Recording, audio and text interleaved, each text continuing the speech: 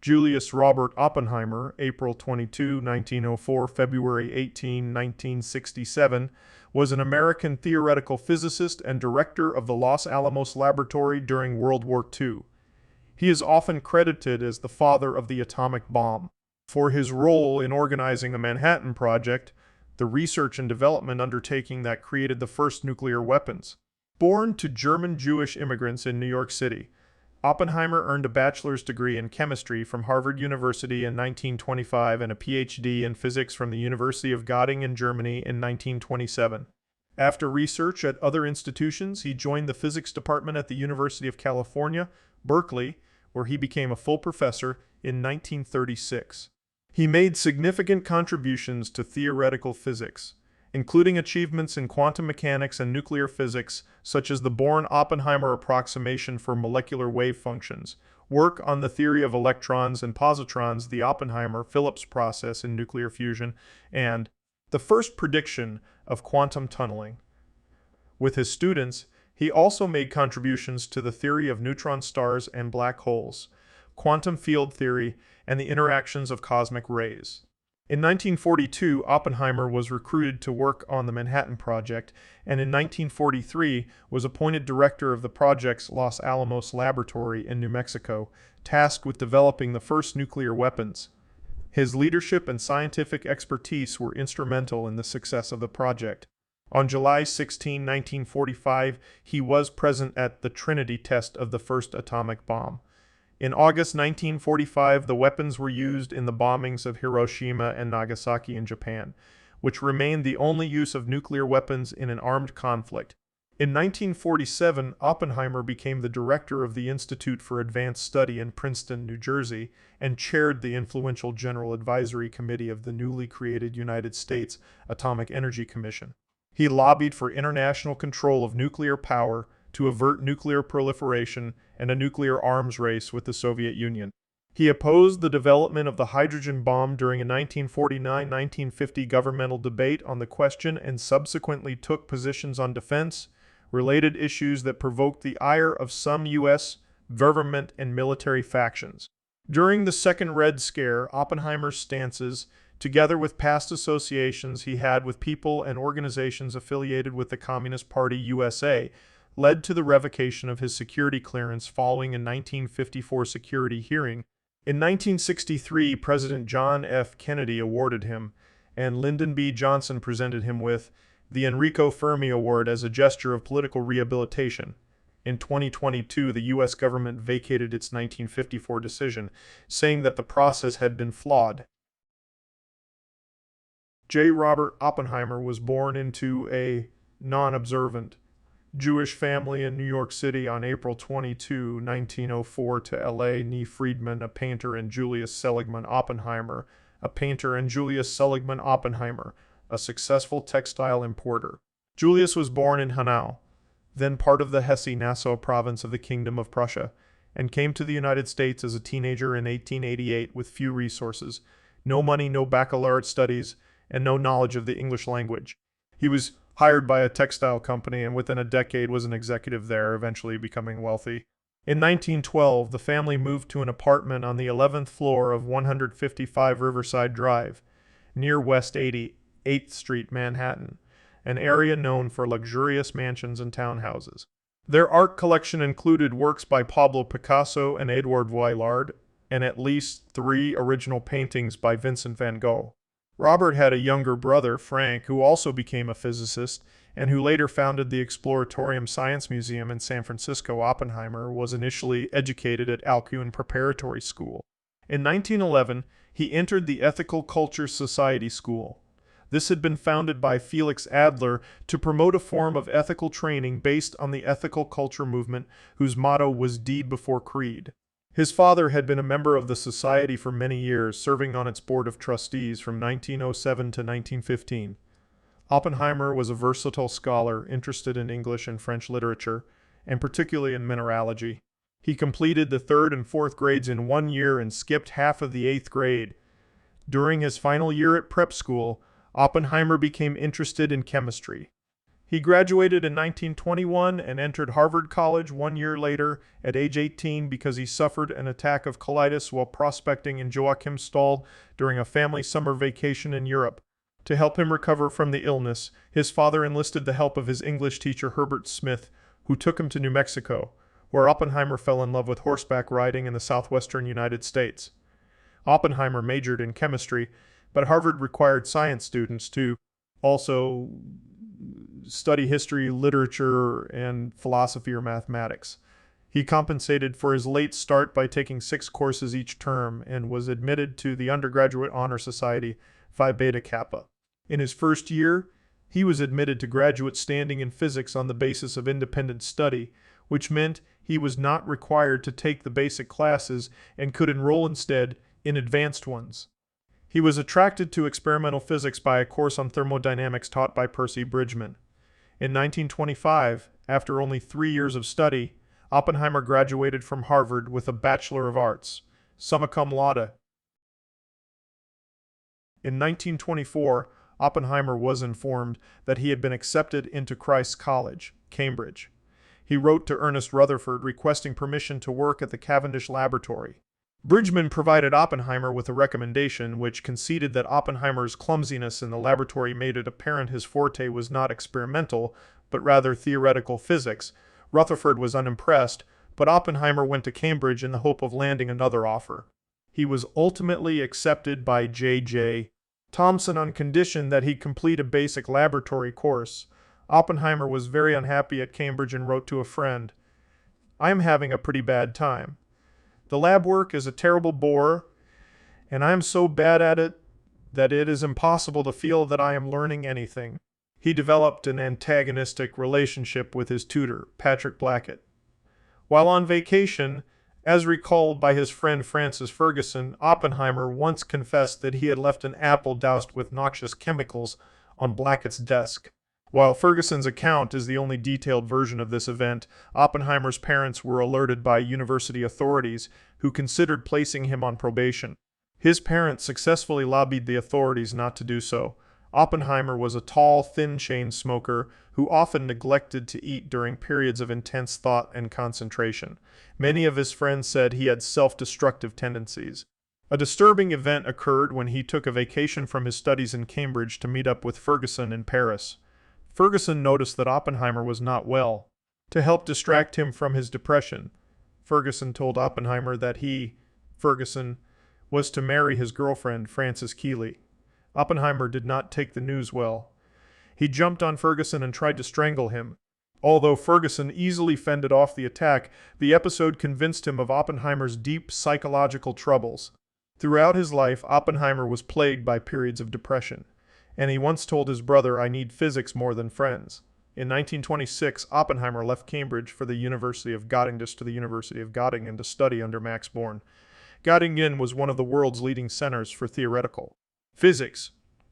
Oppenheimer made friends who went on to great success, including Werner Heisenberg, Pascal Jordan, Wolfgang Pauli, Paul Dirac, Enrico Fermi, and Edward Teller. He was known for being too enthusiastic in discussion, sometimes to the point of taking over seminar sessions. This irritated some of Born's other students so much that Maria Goeppert presented Born with a petition signed by herself and others threatening a boycott of the class unless he made Oppenheimer quiet down.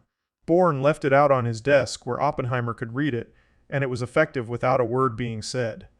Oppenheimer obtained his Doctor of Philosophy degree in March 1927 at age 23, supervised by Born. After the oral exam, James Frank, the professor administering, reportedly said, "I'm glad that's over. He was on the point of questioning me." Oppenheimer published more than a dozen papers while in Europe, including many important contributions to the new field of quantum mechanics. He and Born published a famous paper on the Born-Oppenheimer approximation, which separates nuclear motion from electronic motion in the mathematical treatment of molecules, allowing nuclear motion to be neglected to simplify calculations. It remains his most cited work. Oppenheimer was awarded a United States National Research Council Fellowship to the California Institute of Technology, Caltech, in September 1927. Bridgman also wanted him at Harvard, so a compromise was reached whereby he split his fellowship for the 1927-28 academic year between Harvard in 1927 and Caltech in 1928. At Caltech, he struck up a close friendship with Linus Pauling, and they planned to mount a joint attack on the nature of the chemical bond, a field in which Pauling was a pioneer, with Oppenheimer supplying the mathematics and Pauling interpreting the results. Both the collaboration and their friendship ended when Pauling began to suspect Oppenheimer of becoming too close to his wife, Ava Helen Pauling. Once, when Pauling was at work, Oppenheimer had arrived at their home and invited Ava Helen to join him on a tryst in Mexico. Though she refused and reported the incident to her husband, the invitation and her apparent nonchalance about it disquieted Pauling, and he ended his relationship with Oppenheimer. Oppenheimer later invited him to become head of the chemistry division of the Manhattan Project, but Pauling refused, saying he was a pacifist. In the autumn of 1928, Oppenheimer visited Paul Ehrenfest's institute at the University of Leiden, the Netherlands, where he impressed by giving lectures in Dutch, despite having little experience with the language. There he was given the nickname of Opje, later anglicized by his students as Oppie. From Leiden, he continued on to the Swiss Federal Institute of Technology, ATH, in Zurich to work with Wolfgang Pauli on quantum mechanics and the continuous spectrum. Oppenheimer respected and liked Pauli and may have emulated his personal style as well as his critical approach to problems. On returning to the United States, Oppenheimer accepted an associate professorship from the University of California, Berkeley, where Raymond T. Burge wanted him so badly that he expressed a willingness to share him with Caltech. Before he began his Berkeley professorship, Oppenheimer was diagnosed with a mild case of tuberculosis and spent some weeks with his brother Frank at a New Mexico ranch, which he leased and eventually purchased. When he heard the ranch was available for lease, he exclaimed, "Hot dog," and later called it Perro Caliente, literally hot dog in Spanish. Later he used to say that physics and desert country were his two great loves. He recovered from tuberculosis and returned to Berkeley, where he prospered as an advisor and collaborator to a generation of physicists who admired him for his intellectual virtuosity and broad interests. His students and colleagues saw him as mesmerizing, hypnotic in private interaction, but often frigid in more public settings. His associates fell into two camps. One saw him as an aloof and impressive genius and aesthete, the other as a pretentious and insecure poseur. His students almost always fell into the former category, adopting his walk, speech, and other mannerisms, and even his inclination for reading entire texts in their original languages. Hans Bethe said of him, "Probably the most important ingredient he brought to his teaching was his exquisite taste. He always knew what were the important problems, as shown by his choice of subjects. He truly lived with those problems, struggling for a solution, and he communicated his concern to the group. In its heyday, there were about 8 or 10 graduate students in his group and about 6 postdoctoral fellows. He met this group once a day in his office and discussed with one after another the status of the student's research problem. In its heyday, there were about 8 or 10 graduate students in his group and about 6 postdoctoral fellows. He met this group once a day in his office and discussed with one after another the status of the student's research problem. He was interested in everything, and in one afternoon they might discuss quantum electrodynamics, cosmic rays, electron pair production, and nuclear physics. Oppenheimer worked closely with Nobel Prize-winning experimental physicist Ernest O. Lawrence and his cyclotron pioneers, helping them understand the data their machines were producing at the Lawrence Berkeley National Laboratory. In 1936, Berkeley promoted him to full professor at a salary of $3,300 a year, equivalent to $70,000 in 2022. In return, he was asked to curtail his teaching at Caltech, so a compromise was reached whereby Berkeley released him for 6 weeks each year, enough to teach 1 term at Caltech.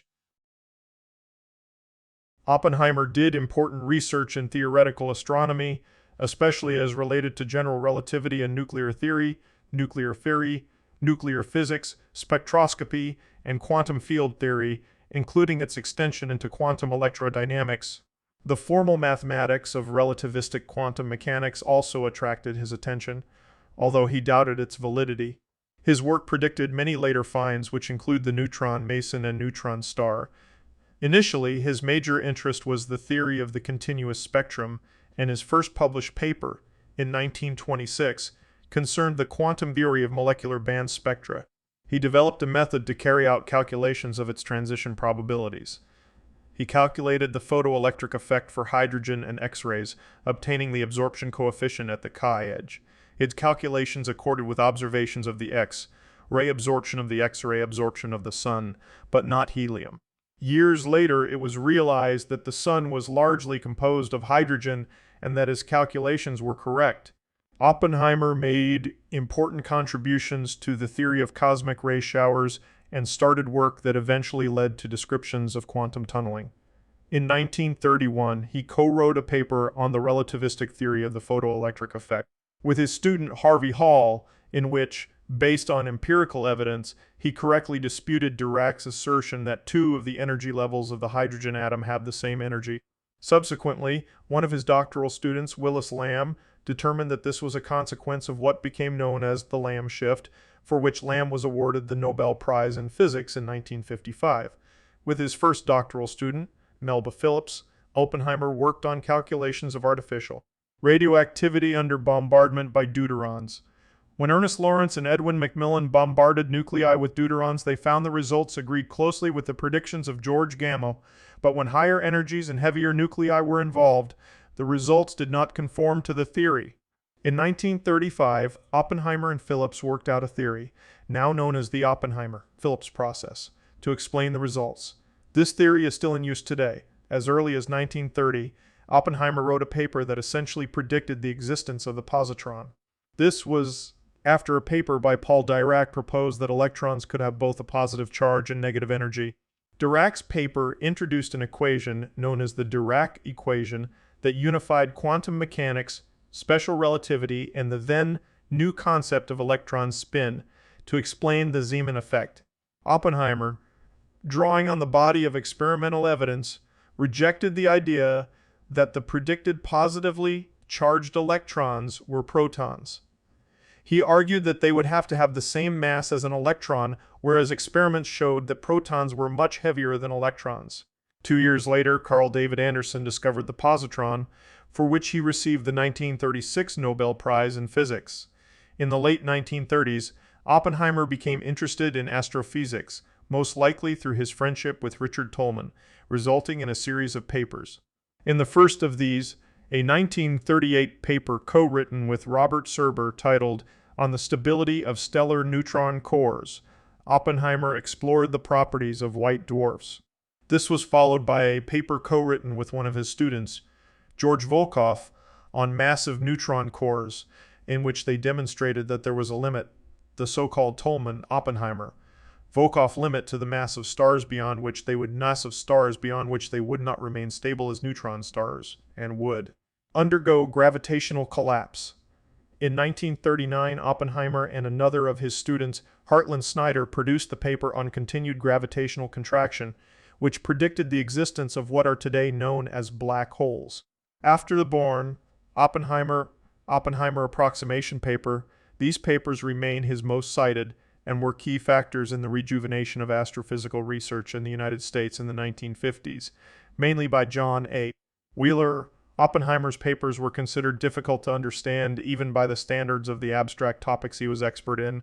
He was fond of using elegant, if extremely complex, mathematical techniques to demonstrate physical principles, though he was sometimes criticized for making mathematical mistakes, presumably out of haste. His physics was good, said his student Snyder, but his arithmetic awful. After World War II, Oppenheimer published only 5 scientific papers, one of which was in biophysics, and none after 1950. Murray Gell-Mann, a later Nobelist who, as a visiting scientist, worked with him at the Institute for Advanced Study in 1951, offered this opinion. He didn't have sitzfleisch, sitting flesh when you sit on a chair. As far as I know, he never wrote a long paper or did a long calculation, anything of that kind. He didn't have patience for that. His own work consisted of little apricous, but quite brilliant ones. But he inspired other people to do things, and his influence was fantastic. During the 1920s, Oppenheimer remained uninformed on worldly matters. He claimed that he did not read newspapers or popular magazines and only learned of the Wall Street crash of 1929 while he was on a walk with Ernest Lawrence 6 months after the crash occurred. He once remarked that he never cast a vote until the 1936 presidential election. From 1934 on, he became increasingly concerned about politics and international affairs. In 1934, he earmarked 3% of his annual salary, about $100, equivalent to $2,200 and $2,200 in 2022, for 2 years to support German physicists fleeing Nazi Germany. During the 1934 West Coast waterfront strike, he and some of his students, including Melba Phillips and Bob Serber, attended a longshoremen's rally. Oppenheimer repeatedly attempted to get Serber a position at Berkeley, but was blocked by Burge, who felt that one Jew in the department was enough. Oppenheimer's mother died in 1931, and he became closer to his father who, although still living in New York, became a frequent visitor in California. When his father died in 1937, leaving $392,602 to be divided between Oppenheimer and his brother Frank, Oppenheimer immediately wrote out a will that left his estate to the University of California to be used for graduate scholarships. Like many young intellectuals in the 1930s, Oppenheimer supported social reforms that were later alleged to be communist ideas. He donated to many progressive causes that were branded as left-wing during the McCarthy era. The majority of his allegedly radical work consisted of hosting fundraisers for the Republican cause in the Spanish Civil War and other anti-fascist activity. He never openly joined the Communist Party USACP-USA, though he did pass money to leftist causes by way of acquaintances who were alleged to be party members. When he joined the Manhattan Project in 1942, Oppenheimer wrote on his personal security questionnaire that he had been a member of just about every communist-run organization on the West Coast. Years later, he claimed that he did not remember saying this, that it was not true, and that if he had said anything along those lines, it was a half-jocular overstatement. He was a subscriber to the People's World, a Communist Party organ, and he testified in 1954. I was associated with the communist movement.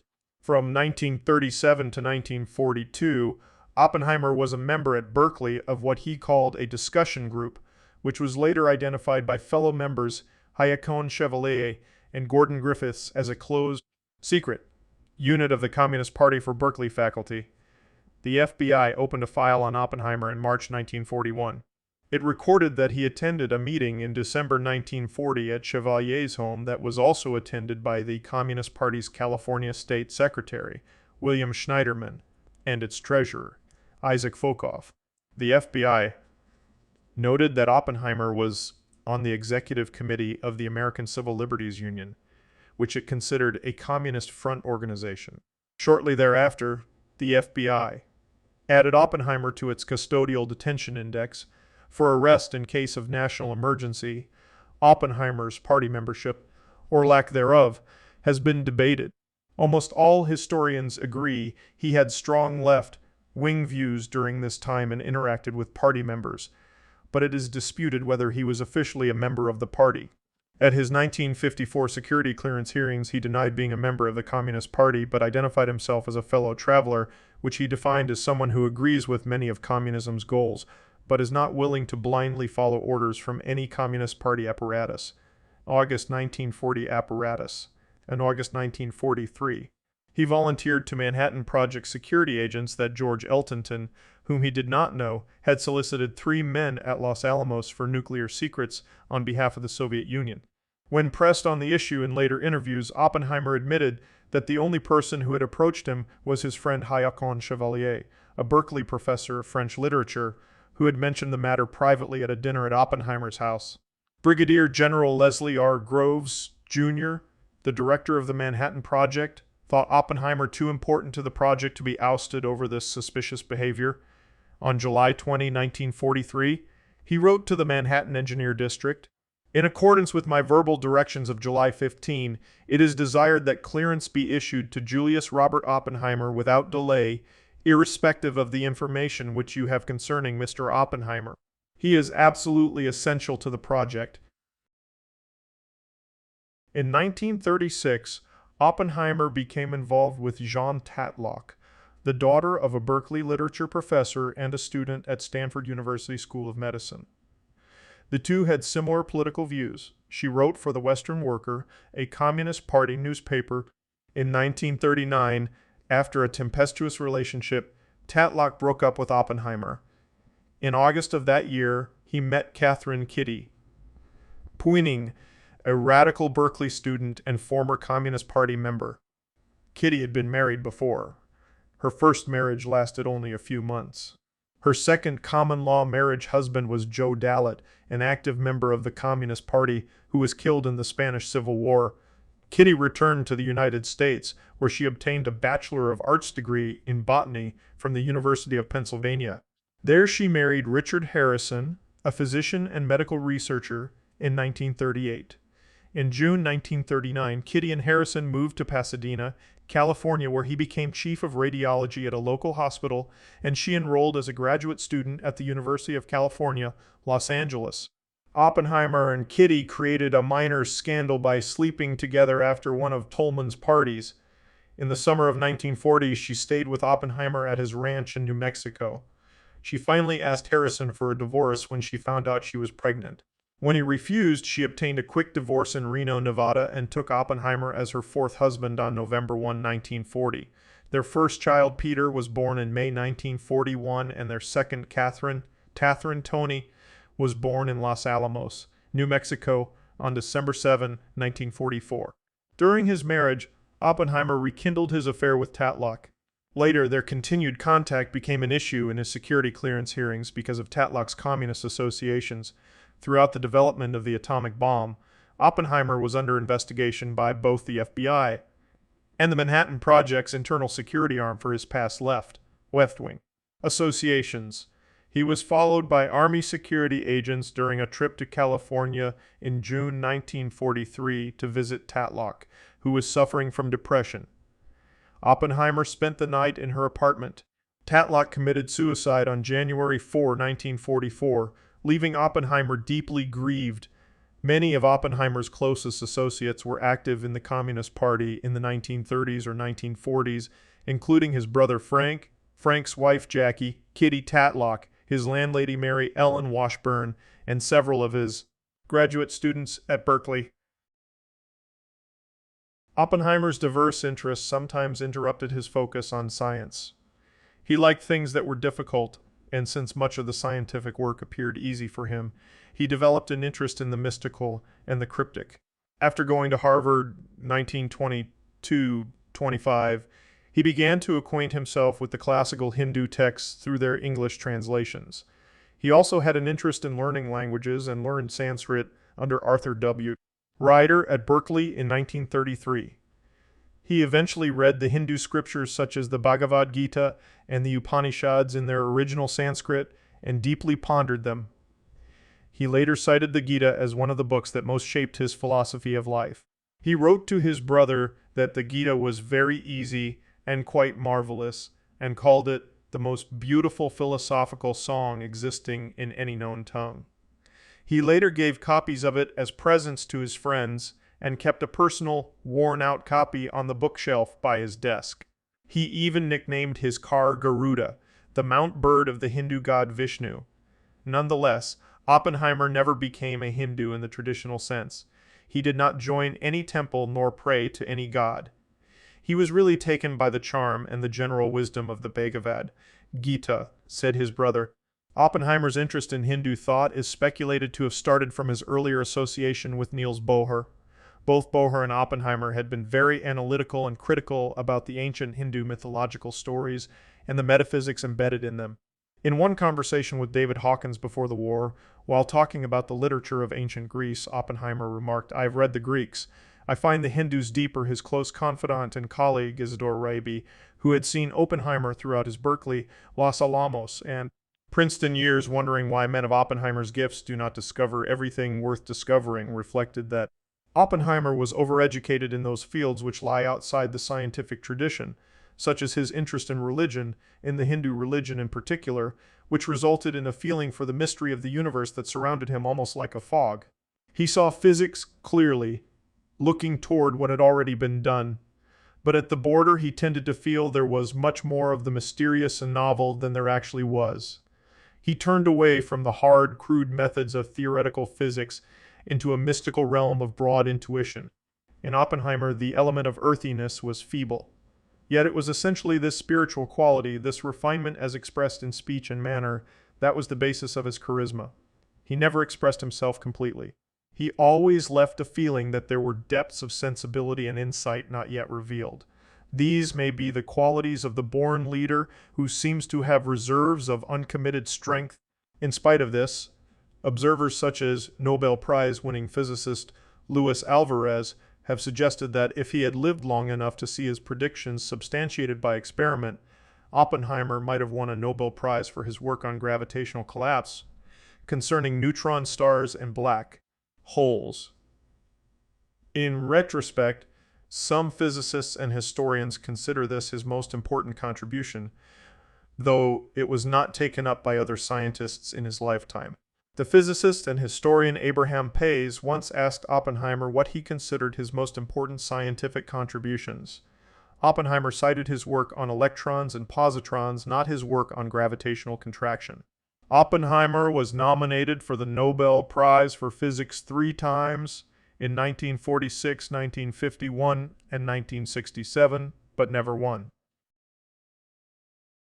On October 9, 1941, 2 months before the United States entered World War II, President Franklin D. Roosevelt approved a crash program to develop an atomic bomb. In May 1942, National Defense Research Committee Chairman James B. Conant, who had been one of Oppenheimer's lecturers at Harvard, invited Oppenheimer to take over work on fast neutron calculations, a task Oppenheimer threw himself into with full vigor. He was given the title Coordinator of Rapid Rupture, which specifically referred to the propagation of a fast neutron chain reaction in an atomic bomb. One of his first acts was to host a summer school for bomb theory at his building in Berkeley. The mix of European physicists and his own students, a group including Robert Serber, Emil Konopinski, Felix Bloch, Hans Bethe, and Edward Teller, kept themselves busy by calculating what needed to be done, and in what order, to make the bomb. In June 1942, the U.S. Army established the Manhattan Engineer District to handle its part in the atom bomb project, beginning the process of transferring responsibility from the Office of Scientific Research and Development to the military. In September, Leslie Groves was appointed director of what became known as the Manhattan Project. He selected Oppenheimer to head the project's secret weapons laboratory. This choice surprised many because Oppenheimer had left-wing political views and no record as a leader of large projects. Groves was concerned by the fact that Oppenheimer did not have a Nobel Prize and might not have had the prestige to direct fellow scientists. Groves was impressed by Oppenheimer's singular grasp of the practical aspects of designing and constructing an atomic bomb, and by the breadth of his knowledge. As a military engineer, Groves knew that this would be vital in an interdisciplinary project that would involve not just physics, but chemistry, metallurgy, ordnance, and engineering. Groves also detected in Oppenheimer something that many others did not, an overweening ambition that Groves reckoned would supply the drive necessary to push the project to a successful conclusion. Isidore Rabi considered the appointment a real stroke of genius on the part of General Groves, who was not generally considered to be a genius. Oppenheimer and Groves decided that for security and cohesion, they needed a centralized secret research laboratory in a remote location. Scouting for a site in late 1942, Oppenheimer was drawn to New Mexico, not far from his ranch. On November 16, 1942, Oppenheimer, Groves, and others toured a prospective site. Oppenheimer feared that the high cliffs surrounding the site would make his people feel claustrophobic, while the engineers were concerned with the possibility of flooding. He then suggested and championed a site that he knew well, a flat mesa near Santa Fe, New Mexico, which was the site of a private boys' school, the Los Alamos Ranch School. The engineers were concerned about the poor access road and the water supply, but otherwise felt that it was ideal. The Los Alamos Laboratory was built on the site of the school, taking over some of its buildings, while many new buildings were erected in great haste. At the laboratory, Oppenheimer assembled a group of the top physicists of the time, which he called the luminaries. Los Alamos was initially supposed to be a military laboratory, and Oppenheimer and other researchers were to be commissioned into the Army. He went so far as to order himself a lieutenant colonel's uniform and take the Army physical test, which he failed. Army doctors considered him underweight at 128 pounds, 58 kg, diagnosed his chronic cough as tuberculosis, and were concerned about his chronic clubus joint pain. The plan to commission scientists fell through when Robbie and Robert Bacher balked at the idea. Conant, Groves, and Oppenheimer devised a compromise whereby the laboratory was operated by the University of California under contract to the War Department. It soon turned out that Oppenheimer had hugely underestimated the magnitude of the project. Los Alamos grew from a few hundred people in 1943 to over 6,000 in 1945. Oppenheimer at first had difficulty with the organizational division of large groups, but rapidly learned the art of large-scale administration after he took up permanent residence on the Mesa. He was noted for his mastery of all scientific aspects of the project and for his efforts to control the inevitable cultural conflicts between scientists and the military. He was an iconic figure to his fellow scientists, as much a symbol of what they were working toward as a scientific director. Victor Weisskopf put it thus: Oppenheimer directed these studies, theoretical and experimental, in the real sense of the words. Here his uncanny speed in grasping the main points of any subject was a decisive factor. He could acquaint himself with the essential details of every part of the work. He did not direct from the head office. He was intellectually and physically present at each decisive step. He was present in the laboratory or in the seminar rooms when a new effect was measured, when a new idea was conceived. It was not that he contributed so many ideas or suggestions. He did so sometimes, but his main influence came from something else. It was his continuous and intense presence, which produced a sense of direct participation in all of us. It created that unique atmosphere of enthusiasm and challenge that pervaded the place throughout its time. At this point in the war, there was considerable anxiety among the scientists that the Germans might be making faster progress on an atomic weapon than they were. In a letter dated May 25, 1943, Oppenheimer responded to a proposal by Fermi to use radioactive materials to poison German food supplies. Oppenheimer asked Fermi whether he could produce enough strontium without letting too many in on the secret. Oppenheimer continued, "I think we should not attempt a plan unless we can poison food sufficient to kill 500,000 men." In 1943, development efforts were directed to a plutonium gun type fission weapon called Thin Man. Initial research on the properties of plutonium was done using cyclotron, generated plutonium-239, which was extremely pure, but could be created only in tiny amounts. When Los Alamos received the first sample of plutonium from the X-10 graphite reactor in April 1944, a problem was discovered. Reactor bred plutonium had a higher concentration of plutonium-240, making it unsuitable for use in a gun-type weapon. In July 1944, Oppenheimer abandoned the gun design in favor of an implosion-type weapon. Using chemical explosive lenses, a subcritical sphere of fissile material could be squeezed into a smaller and denser form. The metal needed to travel only very short distances, so the critical mass would be assembled in much less time. In August 1944, Oppenheimer implemented a sweeping reorganization of the Los Alamos Laboratory to focus on implosion. He concentrated the development efforts on the gun type device, a simpler design that only had to work with uranium-235 in a single group. This device became Little Boy in February 1945. After a mammoth research effort, the more complex design of the implosion device, known as the Christie gadget, after Robert Christie, another student of Oppenheimer's, was finalized in a meeting in Oppenheimer's office on February 28, 1945. In May 1945, an interim committee was created to advise and report on wartime and post-war policies regarding the use of nuclear energy. The interim committee established a scientific panel consisting of Oppenheimer, Arthur Compton, Fermi, and Lawrence to advise it on scientific issues. In its presentation to the interim committee, the panel offered its opinion not just on an atomic bomb's likely physical effects, but on its likely military and political impact. This included opinions on such sensitive issues as whether the Soviet Union should be advised of the weapon in advance of its use against Japan. The joint work of the scientists at Los Alamos resulted in the world's first nuclear explosion near Alamogordo, New Mexico, on July 16, 1945.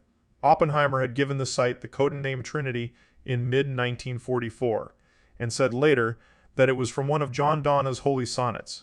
According to the historian Greg Herkin, this naming could have been an allusion to Jean Tatlock, who had committed suicide a few months before and had in the 1930s introduced Oppenheimer to Donne's work. Oppenheimer later recalled that while witnessing the explosion, he thought of a verse from the Bhagavad Gita, XI 12. Years later, he said that another verse had also entered his head at that time. Kalos mi lokaksayakrit pravard, to lokansamahartumiha pravarata, XI 32, which he translated as I am become death, the destroyer of worlds. In 1965, when he was persuaded to quote again for a television broadcast, he said, "We knew the world would not be the same." A few people laughed, a few people cried. Most people were silent. I remembered the line from the Hindu scripture, the Bhagavad Gita. Vishnu is trying to persuade the prince that he should do his duty, and, to impress him, takes on his multi-armed form and says, "Now I am become death, the destroyer of worlds." I suppose we all thought that, one way or another. Among those present with Oppenheimer in the control bunker at the site were his brother Frank and Brigadier General Thomas Farrell.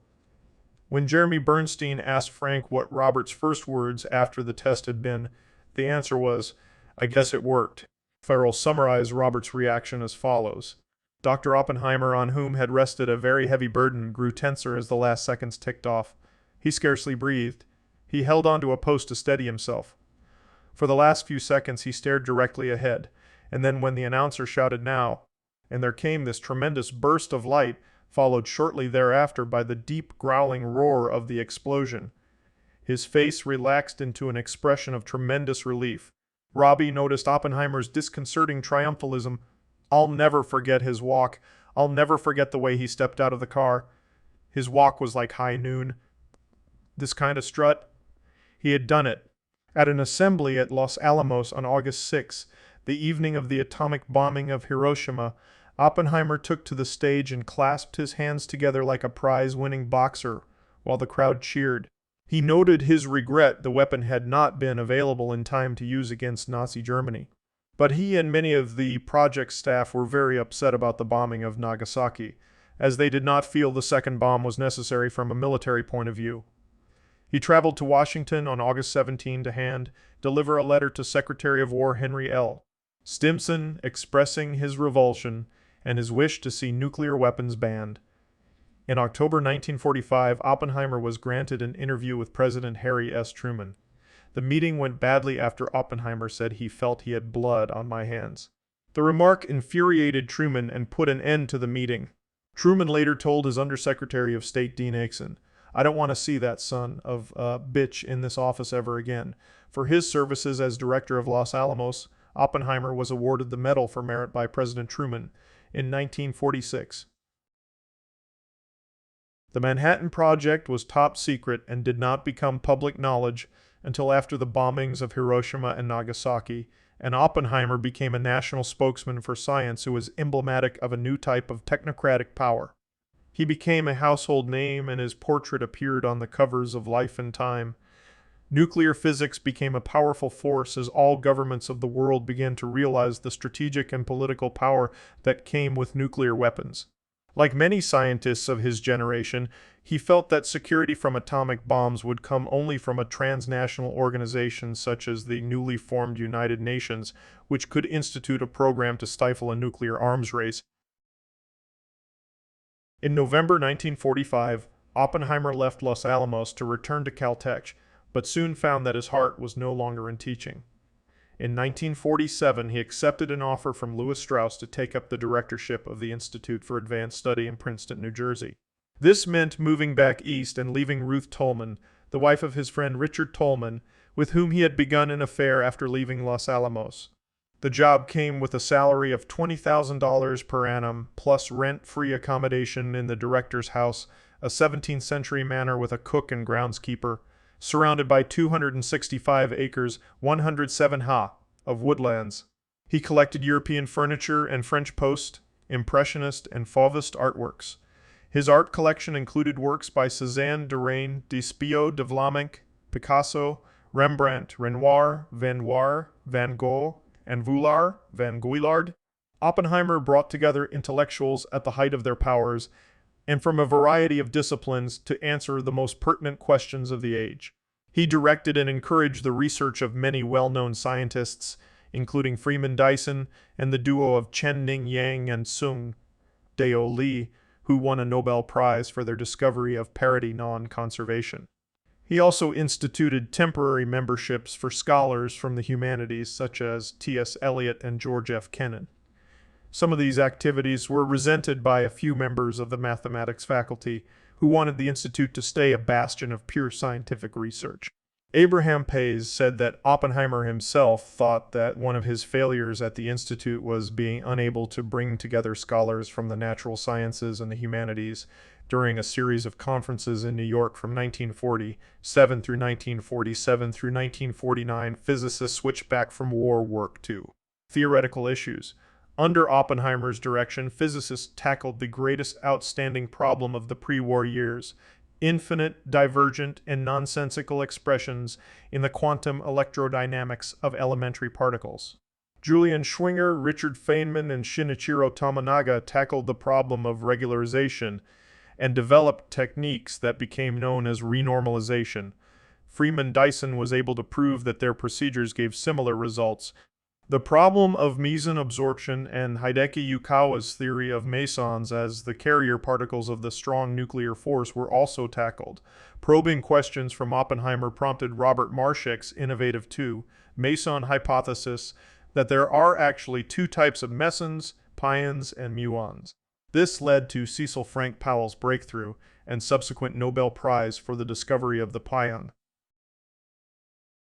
As a member of the board of consultants to a committee appointed by Truman, Oppenheimer strongly influenced the Acheson-Lilienthal report. In this report, the committee advocated the creation of an international atomic development authority which would own all fissionable material and the means of its production, such as mines and laboratories and atomic power plants where it could be used for peaceful energy production. Bernard Baruch was appointed to translate this report into a proposal to the United Nations, resulting in the Baruch Plan of 1946. The Baruch Plan introduced many additional provisions regarding enforcement, in particular requiring inspection of the Soviet Union's uranium resources. It was seen as an attempt to maintain the United States' nuclear monopoly and rejected by the Soviets. With this, it became clear to Oppenheimer that an arms race was unavoidable due to the mutual suspicion of the United States and the Soviet Union, which even Oppenheimer was starting to distrust. After the Atomic Energy Commission, AT, came into being in 1947 as a civilian agency in control of nuclear research and weapons issues, Oppenheimer was appointed as the chairman of its General Advisory Committee EUCAC. From this position, he advised on a number of nuclear-related issues, including project funding, laboratory construction, and even international policy, though the GAC advice was not always heeded. As chairman of the GAC, Oppenheimer lobbied vigorously for international arms control and funding for basic science and attempted to influence policy away from a heated arms race. The first atomic bomb test by the Soviet Union in August 1949 came earlier than Americans expected, and over the next several months, there was an intense debate within the U.S. government, military, and scientific communities over whether to proceed with the development of the far more powerful nuclear fusion-based hydrogen bomb, then known as the super. Oppenheimer had been aware of the possibility of a thermonuclear weapon since the days of the Manhattan Project, and had allocated a limited amount of theoretical research work toward the possibility at the time, but nothing more than that, given the pressing need to develop a fission weapon. Immediately following the end of the war, Oppenheimer argued against continuing work on the super at that time due to both lack of need and the enormous human casualties that would result from its use. Now, in October 1949, Oppenheimer and the GAC recommended against the development of the super. He and the other GAC members were motivated partly by ethical concerns, feeling that such a weapon could only be strategically used, resulting in millions of deaths. Its use therefore carries much further than the atomic bomb itself, the policy of exterminating civilian population. They also had practical qualms, as there was no workable design for a hydrogen bomb at the time. Regarding the possibility of the Soviet Union developing a thermonuclear weapon, the GAC felt that the United States could have an adequate stockpile of atomic weapons to retaliate against any thermonuclear attack. In that connection, Oppenheimer and the others were concerned about the opportunity costs that would be incurred if nuclear reactors were diverted from materials needed for atom bomb production to the materials such as tritium needed for a thermonuclear weapon. Majority of the AEC subsequently endorsed the GAC recommendation, and Oppenheimer thought that the fight against the super would triumph, but proponents of the weapon lobbied the White House vigorously. On January 31, 1950, Truman, who was predisposed to proceed with the development of the weapon anyway, made the formal decision to do so. Oppenheimer and other GAA components of the project, especially James Contant, felt disheartened and considered resigning from the committee. They stayed on, though their views on the hydrogen bomb were well known. In 1951, Edward Teller and mathematician Stanislaw Ulam developed what became known as the Teller-Ulam design for a hydrogen bomb. This new design seemed technically feasible, and Oppenheimer officially acceded to the weapon's development, while still looking for ways in which its testing or deployment or use could be questioned. As he later recalled, "The program we had in 1949 was a tortured thing that you could well argue did not make a great deal of technical sense. It was therefore possible to argue also that you did not want it even if you could have it. The program in 1951 was technically so sweet that you could not argue about that. The issues became purely the military, the political, and the humane problem of what you were going to do about it once you had it." Oppenheimer, Conant, and Lee Dubridge, another member who had opposed the H-bomb decision, left the GAC when their terms expired in August 1952. Truman had declined to reappoint them, as he wanted new voices on the committee who were more in support of H-bomb development. In addition, various opponents of Oppenheimer had communicated to Truman their desire that Oppenheimer leave the committee. Oppenheimer played a role on a number of government panels and study projects during the late 1940s and early 1950s, some of which found him in the middle of controversies and power struggles. In 1948, Oppenheimer chaired the Department of Defense's Long-Range Objectives Panel, which looked at the Department of Defense's Long-Range Objectives Panel, which looked at the military utility of nuclear weapons, including how they might be delivered.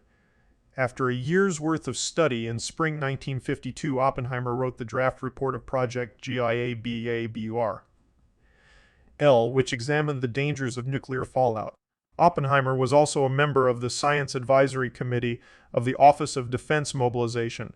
Oppenheimer participated in Project Charles during 1951, which examined the possibility of creating an effective air defense of the United States against atomic attack, and in the follow-on Project East River in 1952, which, with Oppenheimer's input, recommended building a warning system that would provide 1-hour notice to atomic attacks against American cities. Those two projects led to Project Lincoln in 1952, a large effort where Oppenheimer was one of the senior scientists. Undertaken at the MIT Lincoln Laboratory, which had recently been founded to study issues of air defense, this in turn led to the Lincoln Summer Study Group, where Oppenheimer became a key figure. Oppenheimer's and other scientists urging that resources be allocated to air defense in preference to large retaliatory strike capabilities brought an immediate response of objection from the United States Air Force, USAF, and debate ensued about whether Oppenheimer and allied scientists or the Air Force was embracing an inflexible Maginot Line philosophy. In any case, the Summer Study Group's work eventually led to the building of the distant Early Warning Line. Teller, who had been so uninterested in work on the atomic bomb at Los Alamos during the war that Oppenheimer had given him time instead to work on his own project of the hydrogen bomb, left Los Alamos in 1951 to help found, in 1952, a second laboratory at what would become the Lawrence Livermore National Laboratory. Oppenheimer had defended the history of work done at Los Alamos and opposed the creation of the second laboratory. Project Vista looked at improving Tactical warfare capabilities. Oppenheimer was a late addition to the project in 1951, but wrote a key chapter of the report that challenged the doctrine of strategic bombardment and advocated smaller tactical nuclear weapons, which would be more useful in a limited theater conflict against enemy forces. Strategic thermonuclear weapons delivered by long-range jet bombers would necessarily be under the control of the U.S. Air Force, whereas the Vista conclusions recommended an increased role for the U.S. Army and U.S. Navy as well. The Air Force reaction to this was immediately hostile, and it succeeded in getting the Vista report suppressed. During 1952, Oppenheimer chaired the 5-member State Department panel of consultants on disarmament, which first urged that the United States postpone its planned first test of the hydrogen bomb and seek a thermonuclear test ban with the Soviet Union on the grounds that avoiding a test might forestall the development of a catastrophic new weapon and open the way for new arms agreements between the two nations. But the panel lacked political allies in Washington, and the Ivy Mike shot went ahead as scheduled. The panel then issued a final report in January 1953, which, influenced by many of Oppenheimer's deeply felt beliefs, presented a pessimistic vision of the future in which neither the United States nor the Soviet Union could establish effective nuclear superiority, but both sides could inflict terrible damage on the other. One of the panel's recommendations, which Oppenheimer felt was especially important, was that the U.S. government practice less secrecy and more openness toward the American people about the realities of the nuclear balance and the dangers of nuclear warfare. This notion found a receptive audience in the new Eisenhower administration and led to creation of Operation Condor. Oppenheimer subsequently presented his view on the lack of utility of ever larger nuclear arsenals to the American public in a June 1953 article in Foreign Affairs, and it received attention in major American newspapers. Thus, by 1953, Oppenheimer had reached another peak of influence, being involved in multiple different government posts and projects and having access to crucial strategic plans and force levels, but at the same time, he had become the enemy of the proponents of strategic bombardment who viewed his opposition to the H-bomb, followed by these accumulated positions and stances, with a combination of bitterness and distrust.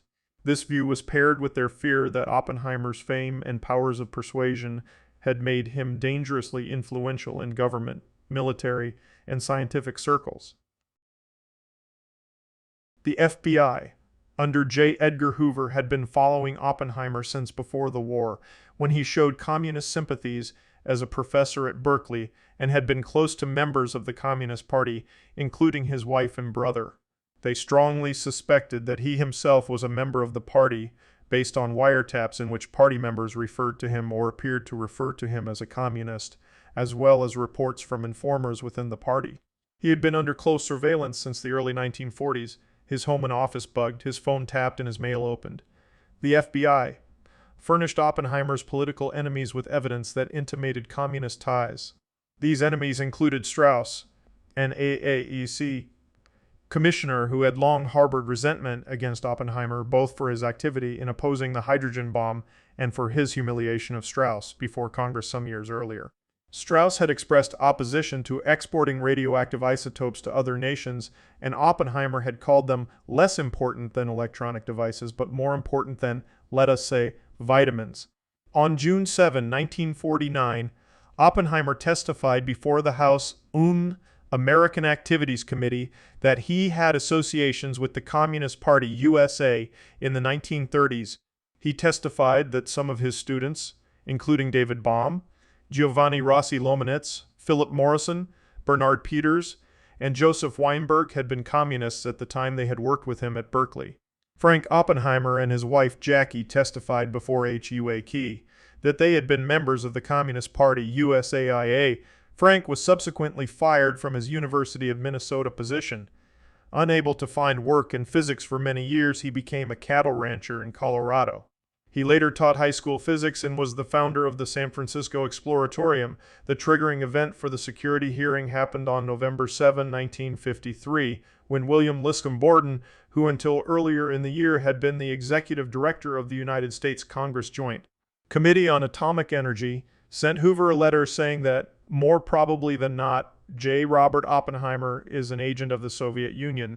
Eisenhower never exactly believed the allegations in the letter, but felt compelled to move forward with an investigation, and on December 3, he ordered that a blank wall be placed between Oppenheimer and any government or military secrets. On December 21, 1953, Strauss told Oppenheimer that his security clearance had been suspended pending resolution of a series of charges outlined in a letter, and discussed his resigning by way of requesting termination of his consulting contract with the AKIA. Oppenheimer chose not to resign and requested a hearing instead. The charges were outlined in a letter from Kenneth D. Nichols, general manager of the EC. The hearing that followed in May 1954, which was held in secret, focused on Oppenheimer's past communist ties and his association during the Manhattan Project with suspected disloyal or communist scientists. It then continued with an examination of Oppenheimer's opposition to the H-bomb and stances in subsequent projects and study groups. A transcript of the hearings was published in June 1954, with some redactions. In 2014, the U.S. Department of Energy made the full transcript public. One of the key elements in this hearing was Oppenheimer's earliest testimony about George Eltonton's approach to various Los Alamos scientists, a story that Oppenheimer confessed he had fabricated to protect his friend Hayekon Chevalier. Unknown to Oppenheimer, both versions were recorded during his interrogations of a decade before. He was surprised on the witness stand with transcripts of these, which he had not been given a chance to review. In fact, Oppenheimer had never told Chevalier that he had finally named him, and the testimony had cost Chevalier his job. Both Chevalier and Eltonton confirmed mentioning that they had a way to get information to the Soviets, Eltonton admitting he said this to Chevalier and Chevalier admitting he mentioned it to Oppenheimer, but both put the matter in terms of gossip and denied any thought or suggestion of treason or thoughts of espionage, either in planning or in deed. Neither was ever convicted of any crime. Teller testified that he considered Oppenheimer loyal to the U.S. government, but that, in a great number of cases I have seen Dr. Oppenheimer act, I understand that Dr. Oppenheimer acted in a way which for me was exceedingly hard to understand. I thoroughly disagreed with him in numerous issues, and his actions frankly appeared to me confused and complicated. To this extent, I feel that I would like to see the vital interests of this country in hands which I understand better, and therefore trust more. In this very limited sense, I would like to express a feeling that I would feel personally more secure if public matters would rest in other hands. This led to outrage by the scientific community and Teller's virtual expulsion from academic science. Ernest Lawrence refused to testify on the grounds that he was suffering from an attack of ulcerative colitis, but an interview transcript in which he condemned Oppenheimer was presented as evidence in his absence. Groves, threatened by the FBI as having been potentially part of a cover-up about the Chevalier contact in 1943, likewise testified against Oppenheimer. Many top scientists, as well as government and military figures, testified on Oppenheimer's behalf. Inconsistencies in his testimony and his erratic behavior on the stand, at one point saying he had given a cock and bull story and that this was because he was an idiot, convinced some that he was unstable, unreliable, and a possible security risk. Oppenheimer's clearance was revoked one day before it was due to lapse anyway. Robbie commented that Oppenheimer was merely a government consultant at the time anyway, and that if the government didn't want to consult the guy, then don't consult him during his hearing. Oppenheimer testified willingly on the left-wing activities of many of his scientific colleagues. Had Oppenheimer's clearance not been stripped, he might have been remembered as someone who had named names to save his own reputation. As it happened, Oppenheimer was seen by most of the scientific community as a martyr to McCarthyism, an eclectic liberal who was unjustly attacked by warmongering enemies, symbolic of the shift of scientific creativity from academia into the military. Wernher von Braun summed up his opinion about the matter with a quip to a congressional committee. In England, Oppenheimer would have been knighted. In a seminar at the Wilson Center in 2009, based on an extensive analysis of the Vasiliev notebooks taken from the KGB archives, John Earl Haynes, Harvey Kleer, and Alexander Vasiliev confirmed that Oppenheimer never was involved in espionage for the Soviet Union. Soviet intelligence tried repeatedly to recruit him, but was never successful. Oppenheimer did not spy on the United States. In addition, he had several persons removed from the Manhattan Project who had sympathies to the Soviet Union. Haynes, Cleaher, and Vasiliev also state Oppenheimer was, in fact, a concealed member of the CPA, USA in the late 1930s. According to biographer Ray Monk, he was, in a very practical and real sense, a supporter of the Communist Party. Moreover, in terms of the time, effort, and money spent on party activities, he was a very committed supporter. On December 16, 2022, United States Secretary of Energy Jennifer Granholm vacated the 1954 revocation of Oppenheimer's security clearance. Her statement said in 1954 the Atomic Energy Commission revoked Dr. Oppenheimer's security clearance through a flawed process that violated the Commission's own regulations. As time has passed, more evidence has come to light of the bias and unfairness of the process that Dr. Oppenheimer was subjected to, while the evidence of his loyalty and love of country have only been further affirmed. Starting in 1954, Oppenheimer lived for several months of the year on the island of St. John in the U.S. Virgin Islands. In 1957, he purchased a 2-acre (0.81 ha) tract of land on Gibney Beach, where he built a Spartan home on the beach. He spent a considerable amount of time sailing with his daughter Toni and wife Kitty. Oppenheimer's first public appearance following the stripping of his security clearance was a lecture titled Prospects in the Arts and Sciences for the Columbia University Bicentennial radio show Man's Right to Knowledge, in which he outlined his philosophy and his thoughts on the role of science in the modern world. He had been selected for the final episode of the lecture series 2 years prior to the security hearing, though the university remained adamant that he stay on even after the controversy. In February 1955, the president of the University of Washington, Henry Schmitz, abruptly canceled an invitation to Oppenheimer to deliver a series of lectures there.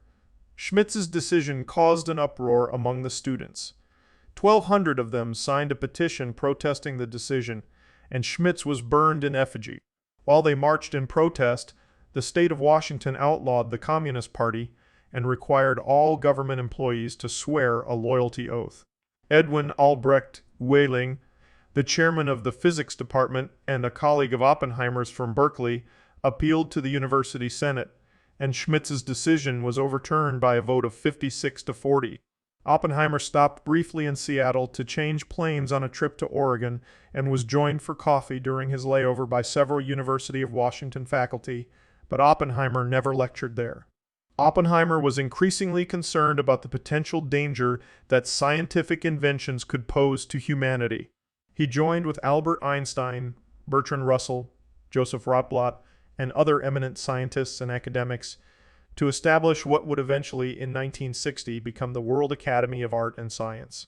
Significantly, after his public humiliation, he did not sign the major open protests against nuclear weapons of the 1950s, including the Russell Einstein Manifesto of 1955, nor, though invited, did he attend the first Pugwash conferences on science and world affairs in 1957. In his speeches and public writings, Oppenheimer continually stressed the difficulty of managing the power of knowledge in a world in which the freedom of science to exchange ideas was more and more hobbled by political concerns. Oppenheimer delivered the Wreath Lectures on the BBC in 1953, which were subsequently published as Science and the Common Understanding. In 1955, Oppenheimer published The Open Mind, a collection of 8 lectures that he had given since 1946 on the subject of nuclear weapons and popular culture. Oppenheimer rejected the idea of nuclear gunboat diplomacy. The purposes of this country in the field of foreign policy, he wrote, cannot in any real or enduring way be achieved by coercion. In 1957, the philosophy and psychology departments at Harvard and psychology departments at Harvard invited Oppenheimer to deliver the William James Lectures. An influential group of Harvard alumni led by Edwin Ginn that included Archibald Roosevelt protested the decision. 1,200 people attended Oppenheimer's 6 lectures, The Hope of Order, in Sanders Theater. In 1962, Oppenheimer delivered the Whidden Lectures at McMaster University, which were published in 1964 as The Flying Trapeze. 3 Crises for Physicists. Deprived of political power, Oppenheimer continued to lecture, write, and work on physics. He toured Europe and Japan, giving talks about the history of science, the role of science in society, and the nature of the universe. Oppenheimer spoke about the importance of studying the history of science at the dedication of the Niels Bohr Library and Archives of the American Institute of Physics in September 1963. In September 1957, France made him an officer of the Legion of Honor, and on May 3, 1962, he was elected a foreign member of the Royal Society in Britain. At the urging of many of Oppenheimer's political friends who had ascended to power, President John F. Kennedy awarded Oppenheimer the Enrico Fermi Award in 1963 as a gesture of political rehabilitation. Teller, the winner of the previous year's award, had also recommended Oppenheimer receive it in the hope that it would heal the rift between them. A little over a week after Kennedy's assassination, his successor, President Lyndon Johnson, presented Oppenheimer with the award for contributions to theoretical physics as a teacher and originator of ideas, and for leadership of the Los Alamos Laboratory and the atomic energy program during critical years. Oppenheimer told Johnson, "I think it is just possible, Mr. President, that it has taken some charity and some courage for you to make this award today." The rehabilitation implied by the award was partly symbolic, as Oppenheimer still lacked a security clearance and could have no effect on official policy, but the award came with a $50,000 tax-free stipend, and its award outraged many prominent Republicans in Congress. The late President Kennedy's widow, Jacqueline, still living in the White House, made it a point to meet with Oppenheimer to tell him how much her husband had wanted him to have the medal. While still a senator in 1959, Kennedy had been instrumental in voting to narrowly deny Oppenheimer's enemy Lewis Strauss a coveted government position as Secretary of Commerce, effectively ending Strauss's political career. This was partly due to lobbying by the scientific community on behalf of Oppenheimer. Oppenheimer was a chain smoker and was diagnosed with throat cancer in late 1965. After inconclusive surgery, he underwent unsuccessful radiation treatment and chemotherapy late in 1966. He fell into a coma on February 15, 1967, and died at his home in Princeton, New Jersey, on February 18, age 62. A memorial service was held a week later at Alexander Hall on the campus of Princeton University. The service was attended by 600 of his scientific, political, and military associates that included Bethe, Groves, Kennan, Lilienthal, Robbie, Smith, and Wigner. His brother Frank and the rest of his family were there, as was the historian Arthur M.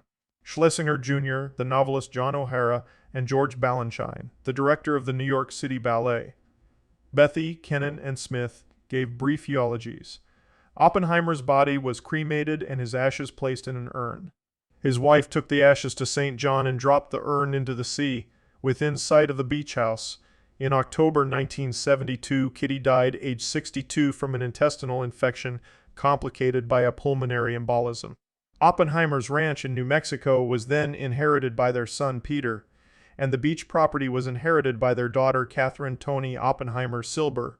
Toni was refused security clearance for her chosen vocation as a United Nations translator after the FBI brought up the old charges against her father. In January 1977, 3 months after the end of her second marriage, she hanged herself in her family beach house. She left the property to the people of St. John for a public park and recreation area. The original house was built too close to the coast and succumbed to a hurricane. Today, the Virgin Islands government maintains a community center in the area. When Oppenheimer was stripped of his position of political influence in 1954, he symbolized for many the folly of scientists who believed they could control the use of their research and the dilemmas of moral responsibility presented by science in the nuclear age. The hearings were motivated by politics and personal enmities, and also reflected a stark divide in the nuclear weapons community. One group viewed with passionate fear the Soviet Union as a mortal enemy, and believed having the most powerful weaponry capable of providing the most massive retaliation was the best strategy for combating that threat. The other group felt that developing the H-bomb would not in fact improve the Western security position, and that using the weapon against large civilian populations would be an act of genocide, and advocated instead a more flexible response to the Soviets involving tactical nuclear weapons, strengthened conventional forces, and arms control agreements. The first of these groups was the more powerful in political terms, and Oppenheimer became its target rather than consistently oppose the red baiting. Of the late 1940s and early 1950s, Oppenheimer testified against some of his former colleagues and students both before and during his hearing. In one incident, his damning testimony against former student Bernard Peters was selectively leaked to the press. Historians have interpreted this as an attempt by Oppenheimer to please his colleagues in the government and perhaps to divert attention from his own previous left-wing ties and those of his brother. In the end, it became a liability when it became clear that if Oppenheimer had really doubted Peters' loyalty, his recommending him for the Manhattan Project was reckless, or at least contradictory.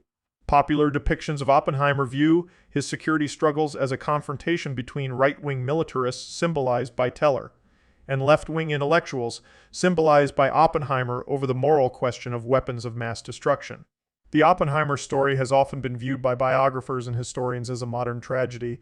National Security Advisor and academic George Bundy, who had worked with Oppenheimer on the State Department panel of consultants, has written, "Quite aside from Oppenheimer's extraordinary rise and fall in prestige and power, his character has fully tragic dimensions in its combination of charm and arrogance, intelligence and blindness, awareness and insensitivity, and perhaps above all daring and fatalism.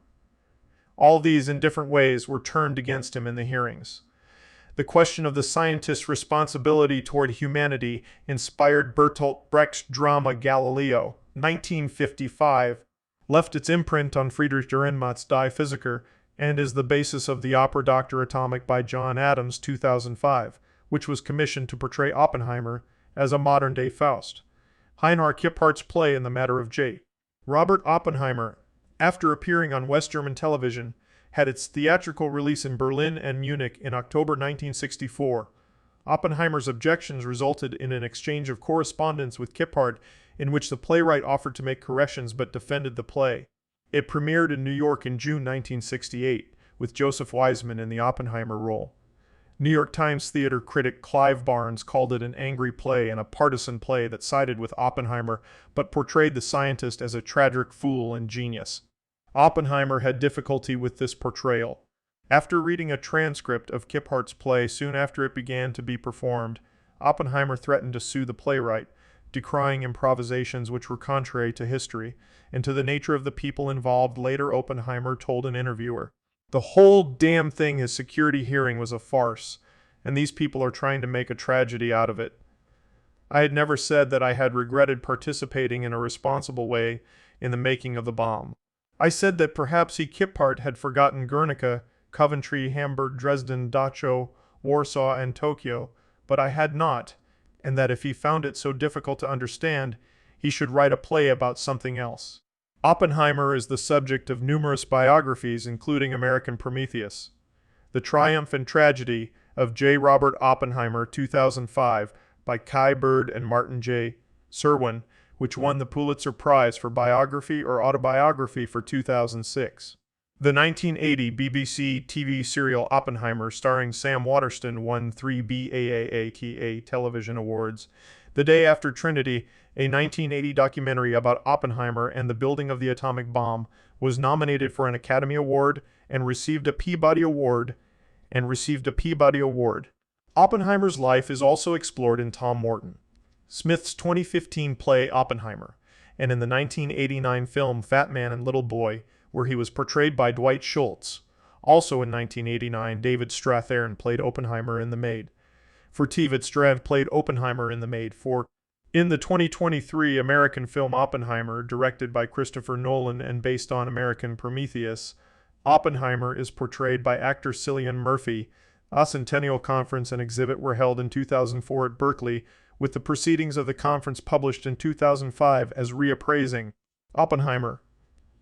Centennial Studies and Reflections. His papers are in the Library of Congress. As a scientist, Oppenheimer is remembered by his students and colleagues as being a brilliant researcher and engaging teacher who was the founder of modern theoretical physics in the United States. Because his scientific attentions often changed rapidly, he never worked long enough on any one topic and carried it to fruition to merit the Nobel Prize, although his investigations contributing to the theory of black holes may have warranted the prize had he lived long enough to see them brought into fruition by later astrophysicists. An asteroid, 67,085 Oppenheimer, was named in his honor, as was the lunar crater Oppenheimer. As a military and public policy advisor, Oppenheimer was a technocratic leader in a shift in the interactions between science and the military and the emergence of big science. During World War II, scientists became involved in military research to an unprecedented degree. Because of the threat fascism posed to Western civilization, they volunteered in great numbers both for technological and organizational assistance to the Allied effort, resulting in such powerful tools as radar, the proximity fuse, and operations research. As a cultured, intellectual, theoretical physicist who became a disciplined military organizer, Oppenheimer represented the shift away from the idea that scientists had their head in the clouds, and that knowledge on such previously esoteric subjects as the composition of the atomic nucleus had no real-world applications. 2 days before the Trinity test, Oppenheimer expressed his hopes and fears in a quotation from Hartwari's Satakacharya. In battle, in the forest, at the precipice in the mountains, on the dark great sea, in the midst of javelins and arrows, in sleep, in confusion, in the depths of shame, the good deeds a man has done before defend him,